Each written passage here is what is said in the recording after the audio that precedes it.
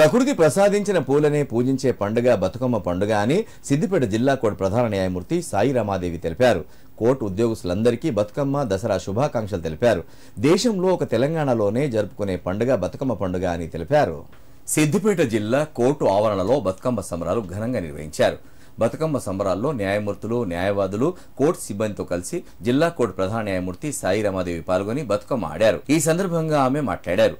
రోజు ఎంతో ఒత్తిడితో రాత్రి వరకు పనిచేస్తూ ఉంటాం, కానీ ఆ ఒత్తిడి లేకుండా ఈ రోజు బతుకమ్మ ఆడుకోవడం జరిగిందన్నారు. బతుకమ్మ పండుగ జరుపుకోవడం చాలా సంతోషంగా ఉందన్నారు.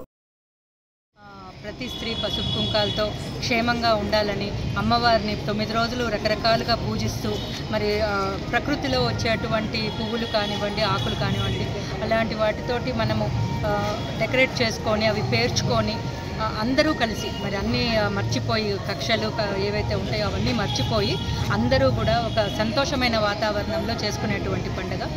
మరి తెలంగాణ రాష్ట్రానికి వచ్చే వరకు ఈ బతుకమ్మ అనేది ఇంకా బహుశా ఎక్కడా లేదని, ఏది మన మొత్తం ఆల్ ఓవర్ ఇండియాలో ఎక్కడా కూడా లేదు, ఒక మన తెలంగాణ రాష్ట్రంలో తప్ప.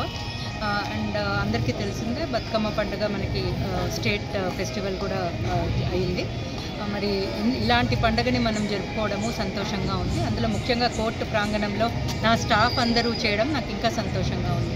మేము పొద్దున 10 గంటల నుంచి రాత్రి ఒక్కోసారి 6:30, 7, 8 వరకు కూడా ఎంతో మరి మేమందరం కష్టపడి వర్క్ చేస్తాము.